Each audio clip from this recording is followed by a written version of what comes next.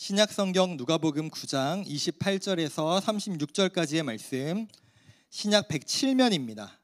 오늘 말씀의 제목은 오직 예수님만입니다. 우리 한 절씩 말씀 교독하도록 하겠습니다. 이 말씀을 하신 후 8일쯤 되어 예수께서 베드로와 요한과 야고보를 데리고 기도하시러 산에 올라가사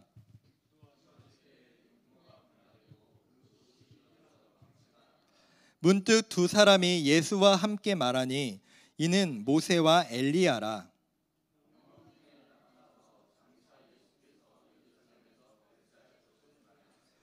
베드로와 및 함께 있는 자들이 깊이 졸다가 온전히 깨어나 예수의 영광과 및 함께 선 두 사람을 보더니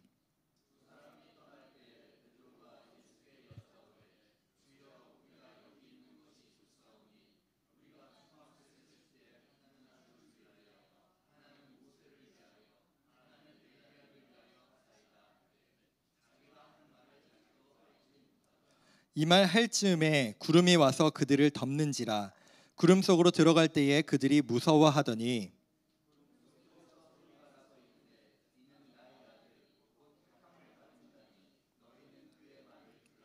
함께 읽겠습니다. 소리가 그침에 오직 예수만 보이더라. 제자들이 잠잠하여 그 본 것을 무엇이든지 그때에는 아무에게도 이르지 아니하리라. 아멘. 사랑합니다. 네, 오늘 말씀은 우리가 여름 수련의 마지막 날 제가 폐회 예배 때 했던 설교 본문이었습니다. 오늘 설교 본문을 제가 좀 배경을 다시 한번 설명을 드려야지 오늘 말씀에 대해서 여러분의 이해가 좀 더 빠를 것 같습니다. 지난주 우리가 베드로의 신앙 고백에 대해서 우리가 함께 말씀을 나눴죠. 이게 스토리가요, 이제 일정이 이어집니다. 지난주에 제가 어떤 지역 하나를 말씀드렸어요. 가이사랴 빌립보라고 하는 지역. 당시 로마 그 중동 지역에서 가장 핫하고 가장 트렌디했던 지역, 가장 많은 사람들이 모였고 힘이 있고 권력이 있었던 지역이 바로 이 가이사랴 빌립보라고 하는 지역이라고 했습니다. 여기에서 예수님께서 제자들에게 질문하셨죠. 사람들이 나를 누구라 하느냐? 근데 이게 예수님의 진짜 원하시는 질문이 아니라고 했어요. 예수님이 진짜 원하셨던 질문은 무엇이었느냐? 너희는, 너희 한 명 한 명 너희 스스로는 나를 어떤 자로 여기고 생각하느냐? 이것이 진짜 예수님이 제자들에게 또 우리 한 사람 한 사람에게 원하시는 질문이라는 말씀을 우리가 나눴습니다. 그 여정 가운데 베드로가 이렇게 고백을 하잖아요. 주는 그리스도시요 살아계신 하나님의 아들이십니다 라고 하는 너무나도 위대하고 멋진 고백을 했습니다. 그 신앙 고백을 했죠. 그래서 예수님은 그를 축복하시며 이렇게 얘기하셨죠. 너의 고백 위에, 반석 위에 교회가 세워질 것이다. 근데 우리가 지난주에는 말씀으로 그 뒷부분을 읽지 않았는데 그 뒷부분에 이어지는 내용이에요. 그 같은 장소, 같은 시간에 이루어졌던 내용인데 그 위대한 하나님, 예수님의 칭찬을 받았던 베드로가 바로 뒤에서 예수님의 저주를 받게 되거든요. 그게 어떤 내용이냐면은 예수님께서 그 베드로의 고백과 그 베드로를 축복한 이후에 예수님이 이런 이야기를 이어서 하세요. 우리 22절 읽지 않았지만 22절의 내용을 보겠습니다. 이르시되 인자라는 건 예수님이 자기 자신을 이제 호칭하실 때 사용하는 표현입니다. 인자가 많은 고난을 받고 장로들과 대제사장들과 서기관들에게 버림받아 죽임을 당하고 제3일에 살아나야 하리라 하시고. 간단히 말해서 이거예요. 지금 분위기가 원래 되게 좋아요. 베드로가 멋진 고백을 했습니다. 주는 그리스도시요 살아계신 하나님의 아들입니다 해가지고 예수님이 막 칭찬을 하셔가지고 분위기 막 좋았단 말이에요. 근데 여기에서 예수님이 갑자기 분위기를 딱 깨는 소리를 하시는데, 근데 나 이제 곧 죽을 거야, 나 이제 곧 죽어 라고 하는 분위기 완전 싸해지게 만드는 말씀을 하신 거예요. 근데 조금 전에 그 위대한 고백을 했던 베드로, 진짜 나서기 좋아하고 나대는 그 베드로가 한 번 더 나서는데요. 어떻게 하느냐? 이렇게 합니다. 안 됩니다. 무슨 말입니까? 그렇게 하시면 안 돼요. 무슨 말을 그렇게 하세요? 그러니까 예수님을 혼내요. 말도 안 되는 소리 하지 말라고. 그렇게 하면 절대 안 된다고 예수님의 말에 대해서 정면으로 반박합니다. 예수님 말이 틀렸다고 얘기를 해요. 그러자 예수님께서 이제 사실 베드로를 막 혼내시거든요. 사단아 너 뒤로 물러가라 막 이렇게 말씀을 하시거든요. 근데 그 다음에 진짜 예수님께서 하시는 말씀이 있는데 되게 유명한 말씀입니다. 우리 23절 말씀을 보겠습니다. 또 무리에게 이르시되 아무든지 나를 따라오려거든 자기를 부인하고 날마다 제 십자가를 지고 나를 따를 것이니라 라는 말씀을 하십니다. 여러분 여기에서 우리가 봐야 될 게 있습니다. 베드로는요 분명히 예수님께 정말 위대한 고백을 한 것이 맞아요. 참 멋진 고백을 한 게 맞아요. 근데 문제는 뭐냐? 예수님께서 내가 이제 죽을 거야. 난 죽어야 돼. 난 이제 십자가를 죽게 될 거야 라는 말씀을 하자마자 베드로가 반박을 한단 말이에요. 안 된다고. 왜 반박했을까요, 여러분? 왜 안 된다고 얘기했을까요? 조금 전에 그렇게 멋진 고백을 했던 베드로가 왜 이번에는 예수님의 말씀에 대해서 부정하고 반박을 했을까요? 간단합니다. 그렇게 되면 안 되기 때문에. 베드로도 그렇고요. 지금 베드로만 나서서 그렇지 여러분 다 마찬가지잖아요. 누군가가 앞에 나서주길 바라지만 내 마음에 내가 원하는 말들이 있단 말이에요. 예를 들어 이런 겁니다. 제가 막 설교를 갑자기 40분 50분씩 해요. 막 여러분 마음으로 어떤 마음을 가집니까? 좀 끝내지 왜 이렇게 길게 하는 거야, 좀 제발 좀 빨리 끝내라는 마음을 다 갖고 있지만 그걸 입 밖으로 꺼내는 사람은 거의 없단 말이에요. 이제 가끔 이제 미친 척하는 사람이 목사님 너무 설교 길어요라고 이제 갑자기 나설 수도 있잖아요. 하지만 모두의 마음에 그 마음이 있다고 그걸 이제 드러내진 않아요. 마찬가지예요. 여러분 제자들은요 다 같은 마음이 있었는데 어떤 마음이었냐면은 제가 몇 번 말씀드린 적이 있는데 예수님이 이스라엘의 왕이 될 것이고 자기들은 그렇게 되면은 어떻게 되겠다? 다 한 자리씩을 차지하게 될 거다. 이게 여러분 뭐 되게 큰 의미도 있고 작은 의미도 있거든요. 제가 전에 말씀드린 적이 있죠. 이 이스라엘 백성들 유대인들이 꿈꾸는 하나님의 나라가 무엇이라고요? 이 이스라엘이 지금 저 로마 제국을 무찌르고 독립하고 해방되어서 이 여호와 하나님 그리고 이 이스라엘의 문화와 이 전통들이 모든 열방에 퍼지고 우리가 세상의 주인이 되는 것, 이게 이스라엘 사람들 유대인들이 바라는 하나님 나라였어요. 제자들도 마찬가지였거든요. 근데 그거를 꿈꾸고 있던 이 이스라엘 백성들과 유대인들 제자들이 있는데 지금 예수님이 뭘 얘기하셨다고요? 지금 제자들은 꿈꾸는 게 뭐냐면은 우리 선생님이 우리 랍비 선생님이 이스라엘의 왕이 될 거야. 이걸 꿈꾸고 있는데 예수님은 정작 무슨 말씀을 하셨냐면은 나는 죽게 될 거야. 예수님이 죽으면은 뭐가 되는 겁니까? 제자들은 낙동과 오리알 되는 겁니다. 우리가 꿈꾸고 우리가 소망하던 건 다 날아가는 거예요. 그러니까 예수님을 향하여 멋진 말도 할 수 있죠. 주는 그리스도시요 예수님은 하나님의 아들이시기 때문에 이 나라의 왕이 될 겁니다. 이 나라의 주인이 될 겁니다. 메시아이십니다. 이 멋진 고백을 했지만 정작 그 마음속에 다 욕심과 자기 생각과 판단들이 있었다라는 것이죠. 그러니까 예수님이 이렇게 얘기하시는 거예요. 너희가 진짜 나를 따라오려거든 너희는 너희 스스로를 부인해야 된다. 이 자기를 부인해야 된다는 말에는 여러 가지 의미가 있어요. 내 생각, 내 판단, 내 욕심, 내 주장, 그 모든 것들 내려놓고 예수님의 십자가를 나도 지고 따라가는 것, 그게 나를 따라오는 자다라는 말씀을 예수님이 하셨던 거거든요.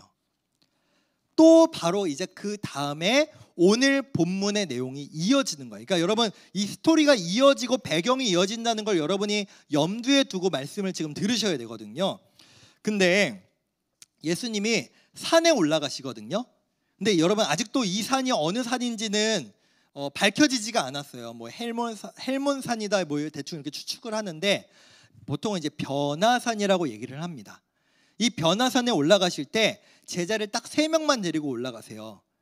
야고보, 베드로, 요한 이렇게 3명만 데리고 올라가시거든요. 근데 엄청난 일이 벌어지죠. 혹시 기억하시는 분들은 기억하시겠는데 우리 다시 한번 말씀 29절에서 31절 보겠습니다. 기도하실 때 예수님의 용모가 변화되고 그 옷이 휘어져 광채가 나더라. 문득 두 사람이 예수와 함께 말하니 이는 모세와 엘리야라.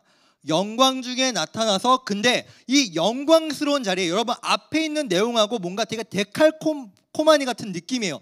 되게 영광스럽고 멋진 자리에서 정작 나눠지는 이야기가 뭐였느냐? 예수님하고 엘리야랑 모세가 나누는 이야기가 뭐였느냐?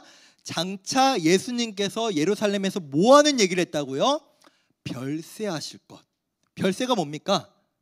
돌아가실 것, 죽으실 것에 대해서 나눴다. 그 얘기를 나눴다라고 하는 본문이 기록되어 있었다라는 거죠. 그리고 겉으로 보기에는요 정말 영광스럽고 멋진 모습. 특히 여러분 이 엘리야랑 모세라는 사람은요, 이거 제가 수련회 그 마지막 날에 얘기해가지고 또 얘기하기 민망한데, 유대인이라면은 모르는 사람이 없는 두 사람입니다. 모세는 율법의 대표자입니다. 하나님께 율법을 받아가지고 시내산에서 내려온 사람이 바로 모세죠. 율법은 유대인들의 근간입니다. 그 모세. 엘리야는 어떤 사람입니까? 선지자 중에 선지자라고 불려지는 정말 위대했던 선지자가 바로 엘리야였죠. 근데 그 위대한 사람 두 사람과 또 예수님은 어때요? 변화되었대요. 막 옷이 너무 하얘서, 여러분 우리가 생각하는 흰색이라고 생각하시면 안 돼요. 다른 마가복음에는 뭐라고 기록되어 있냐면은 아무리 빨래로 빨아도 그렇게 휘어질 수 없을 만큼 옷이 휘어지고 광채가 났다라고 기록하고 있거든요. 너무 환상적이고 신비로운 모습이 지금 막 등장하고 있는 겁니다. 근데 이 자리에서 나눈 대화가 정작 뭐냐? 장차 우리가 하나님의 나라를 세울 거다, 여기 이 예루살렘에 하나님의 왕국이 세워질 거다, 이런 얘기가 아니라 예수님이 예루살렘에서 별세하실 거에 대한 대화를 나누셨다라는 거죠.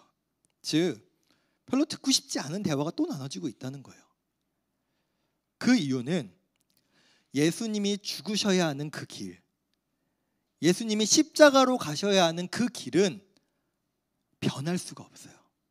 그 길은, 우리가 지금 성탄절을 앞두고 있는데, 여러분 우리가 크리스마스 하면은 뭔가 마음이 설레고 기쁘고 뭔가 선물을 나누고 막 즐겁고 이런 마음이 들지만, 사실 한편으로 보면 여러분 이 성탄절은요 예수님께서 이 땅에 죽으시기 위해 오신 날이 바로 성탄절입니다. 예수님의 결말은 이미 정해져 있습니다. 죽기 위해, 우리를 위해 이 땅에 오셨지만 결국 그 결말은 우리를 구원하시기 위해, 죽으시기 위해 그 끝으로 가셔야 하는 그 길이 예수님께 정해져 있던 그 길이셨다는 거죠.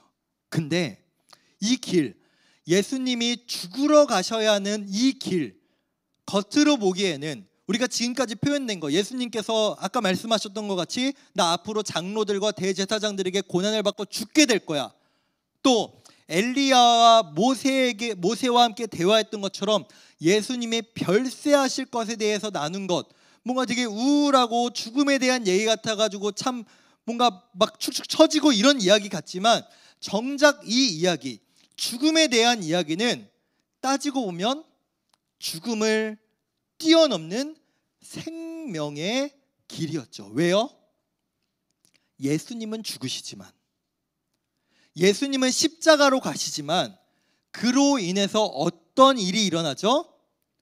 저와 여러분들 모두가 생명을 얻게 되는 길이기 때문에, 예수님의 죽음이 우리의 생명을 가져오는 길이기 때문에 그 길은 죽음의 길이라고만 말할 수가 없는 것이죠.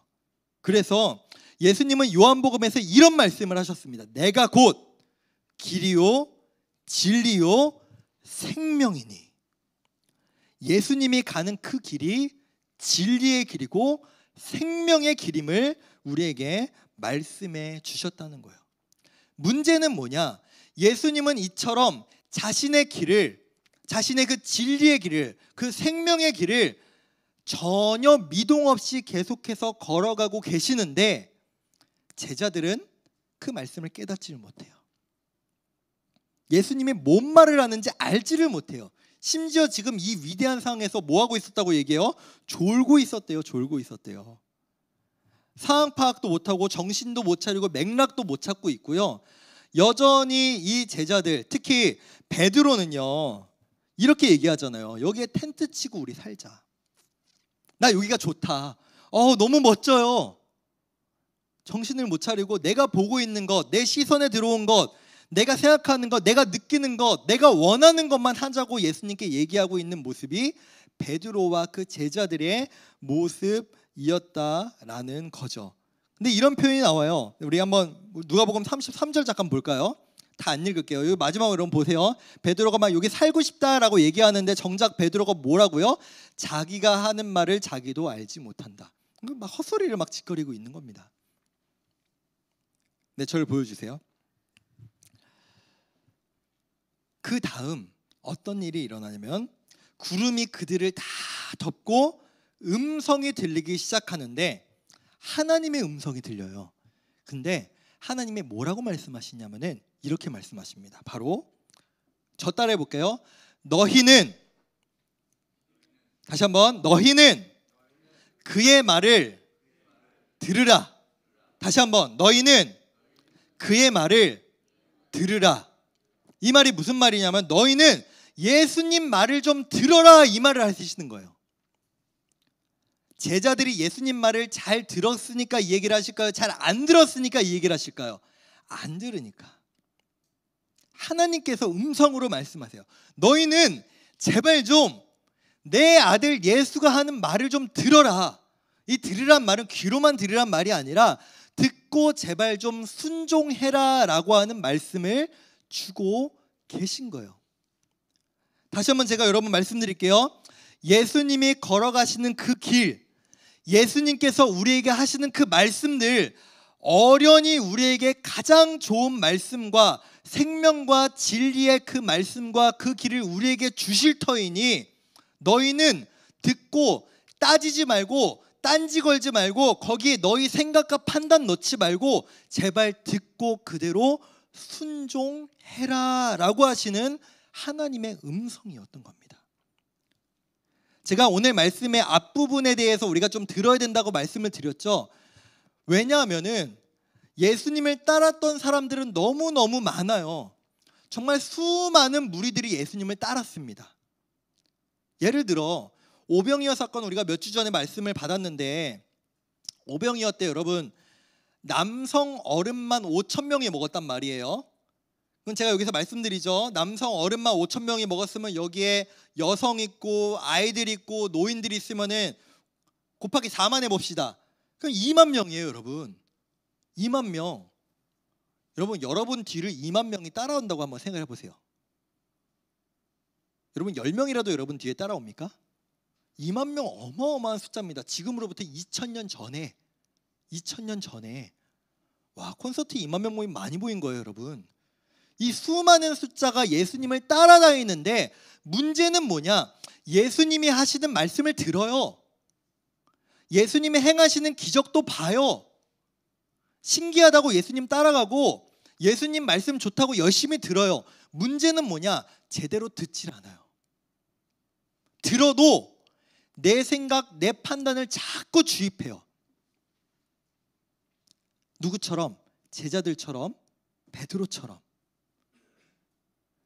예수님 앞에 멋진 고백했습니다. 그 여러분 위대한 거예요. 제가 그 베드로의 신앙 고백에 대해서 폄하는 절대 하지 않아요. 근데 아무리 그렇게 멋진 고백을 했던 베드로지만 바로 그 다음에 예수님이 나는 죽게 될 거야 라는 그 한마디에 반박하죠. 안 됩니다. 왜 반박했습니까? 진짜 예수님 생각해서 예수님 다치면 아플까 봐? 아니요. 거기에는 내 생각과 내 판단이 섞여 있었던 거예요. 예수님은 그 길을 가셔야 되는데 내 생각으로는 그 길이 아닌 거예요. 예수님은 죽으셔야만 우리에게 생명을 주실 수가 있는데 베드로가 생각하기에는 그건 아닌 거예요. 예수님 죽으면 안 돼요. 예수님 왕이 돼야지. 우리는 어떨까요? 하나님이 말씀하실 때, 이 시간 설교를 통해서 우리에게 하나님의 말씀을 우리에게 주실 때, 혹시 여러분은 이 말씀을 정말로 그대로 순종하고 그렇게 살아가기를 결단하십니까? 아니면 들으면서 우리도 때로는 저건 안 돼, 저건 못해, 저게 말이 돼? 난 저렇게 못 살아, 하나님 저건 좀 아니지, 예수님 왜 저러셨어? 라고 하는 마음이 혹시 우리 가운데는 없습니까? 얼마나 오죽 하나님께서 답답하셨으면 음성을 통해서 이렇게 말씀하시냐고요. 너희는 그의 말을, 내 아들 예수의 말을 제발 좀 들어라 라고 말씀하시겠냐고요. 사랑하는 여러분, 예수님은요, 그 죽음의 길을 걸어가셔야만 합니다. 베드로가 반대할지라도, 제자들이 반대할지라도 예수님은 십자가로 가셔야만 해요. 그뿐만이 아니죠. 베드로는 그 변화산 위에 그 영광스럽고 멋진 모세와 엘리야와 변화된 예수님이 함께 있는 그 멋진 모습을 보고, 예수님 나 여기가 너무나 좋아요, 여기 텐트 치고 살아요 라고 말하지만 예수님은 그 산을 내려가셔야만 합니다. 중요한 것, 예수님이 가시는 그 길, 예수님이 우리에게 걸어가기 원하시는 우리는 그 길에 순종하고 그 말씀을 따라가는 것, 그것이 바로 우리에게 주신 말씀이고 우리에게 주신 명령이라는 겁니다. 그 이미지를 우리에게 보여주신 것이 바로 38절입니다. 우리 38절 말씀 보겠습니다. 소리가 그침에 오직 예수만 보이더라. 상징적으로 보여주신 거예요. 너희는 다른 것 보지 마라. 하나님께서 보여주신 거예요. 그 수많은 그 세상의 것들, 뭐 환상의 것들, 그 모든 것들 다 걷어내신 다음에 하나님께서 보여주신 것, 예수만 보이더라. 너희는 다른 것 볼 필요 없다. 예수, 내 아들 예수만 봐라 라고 우리에게 보여주셨던 것이죠. 네, 절 보여주세요. 우리가 그림 하나를 좀 봤으면 좋겠거든요. 네, 그림 하나 보여주시겠어요? 네, 여러분 그림, 이거 라파엘로라고 하는 사람이 그린 그림입니다. 지금 바티칸 박물관에 있는, 직접 가서 보고 싶은데 이름이 막 여러 가지로 나오더라고요. 그리스도의 변형이라고 하는 그림인데, 오늘 우리가 읽었던 성경 내용을 이제 성화로 그린 겁니다. 다음 장 보여주시겠어요? 다음 장 보여주시면, 확대를 제가 좀 했어요. 확대를 해서 보면은 가운데가 예수님이고, 이제 옆에 딱 이제 율법을 들고 있는 모세가 있고, 저기 이제 엘리야가 있고, 밑에 지금 저기 누워 있는 사람들 누굴까요? 네, 세 명의 제자들입니다. 세 명의 제자들인데, 요 장면 너무 영광스럽고 멋진 장면이죠. 근데 이 그림이 진짜 기가 막히게 표현한 내용이 있는데, 그 다음 장면 보여주시겠어요? 이게 그림 아래 내용입니다. 그림 아래. 아까 길게 나왔잖아요. 그림 아래에 요 장면이 나오는데요. 우리가 성경으로 읽지 않았지만 우리가 읽은 성경 바로 다음 절에 요 내용이 나옵니다. 지난 여름 수련회 폐회 예배 설교를 들었던 친구들이라면 기억할 거예요. 예수님은 산에 내려가셔야만 하는 이유가 있었습니다. 왜요?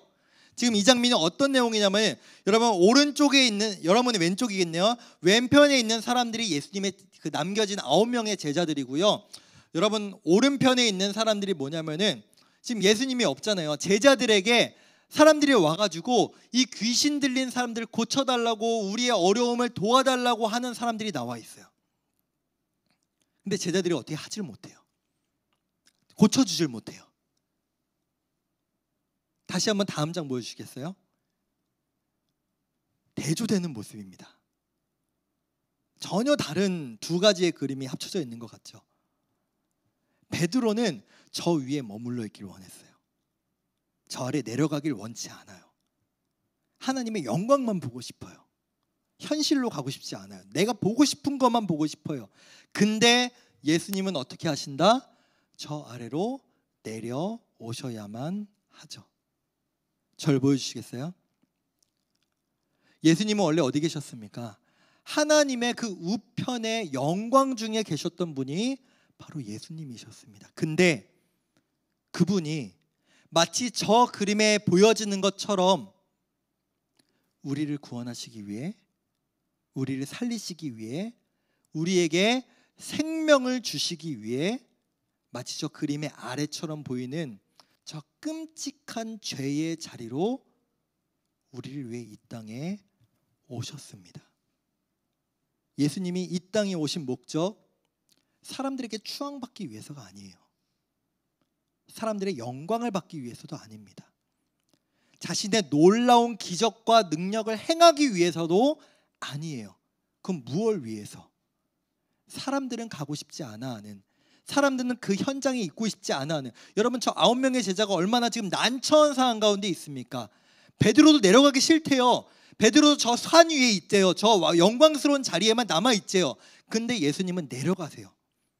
내려가셔서 저 귀신 들린 자들을 다시 한번 찾아가셔서 고쳐주시고 그들에게 생명과 회복을 허락해 주십니다. 그게 예수님이 이 땅에 오신 삶의 목적, 우리를 위해 이 땅에 오신 목적입니다. 사랑하는 고등부 여러분, 우리는 왜 예수님의 말씀을 들어야 할까요? 우리는 왜 예수님이 우리에게 주시는 이 메시지에 대해 토달지 말고 판단하지 말고 그저 우리는 순종해야 되는 이유가 대체 무엇일까요? 간단합니다. 예수님의 메시지는, 예수님이 우리를 위하여 행하시는 그 모든 것은 다 우리의 생명을 위한 것이기 때문에, 자신의 하늘 영광 다 버리고 이 땅에 오셔서 고난과 십자가와 모욕을 당하시면서까지, 그 죽음으로 가시면서까지 우리에게 생명을 주신 분이 바로 예수님이셨던 것처럼 지금도 우리를 위하여 중보하며 기도하시고 우리에게 가장 좋은 길을 인도하시며 생명의 자리로 인도하시는 분이 바로 우리 예수님이시기 때문에 우리가 그분의 말씀을 듣지 않을 이유가 왜 있겠습니까? 우리가 굳이 예수님께서 우리에게 주시는 말씀들을 판단하고 선택하고 내가 듣고 싶은 것만 들을 이유가 무엇이 있겠습니까? 그 말씀 따라만 살아가면 모두가 생명의 길일 텐데 말이죠. 말씀을 맺겠습니다. 사랑하는 고등부 여러분, 그래요. 우리도 제자들처럼 예수님을 따라다녔던 무리들처럼 예수님이 우리에게 주시는 말씀과 내 생각에 오차가 있을 수 있습니다. 예수님이 우리에게 살아가기 원하시는 그 말씀과 내 판단과 내 욕심은 차이가 있을 수 있습니다. 때로는 예수님의 말씀이 이해가 되지 않을 때도 참 많을 겁니다. 왜요? 예수님 바로 옆에 따라다녔던 제자들도 그랬는데요. 제자들이라고 나 죽을 거야, 나 십자가로 가서 죽어야 돼 라고 하는 그 말에 대해서 누가 온전히 이해할 수 있었겠습니까? 그러나 우리는 다 알잖아요. 우린 제자들이 걸어간 그 길을 다 알고 예수님께서 결국 어떤 길을 걸어가셨는지 우리는 다 알고 있죠. 우리는 다 깨달아지지 않을지라도, 다 이해되지 않을지라도 하나님께서 그 음성으로 우리에게 말씀하셨던 것처럼 예수님의 말씀에 온전히 순종할 수 있고 세상의 그 모든 것들 걷어내고 오직 예수님만 바라보며 그분의 말씀에 아멘으로 순종할 수 있는 그런 사랑하는 우리 고등부 친구들, 우리 선생님들 되시기를 간절히 소망하며 축복합니다. 우리 그 마음으로 함께 찬양할까요?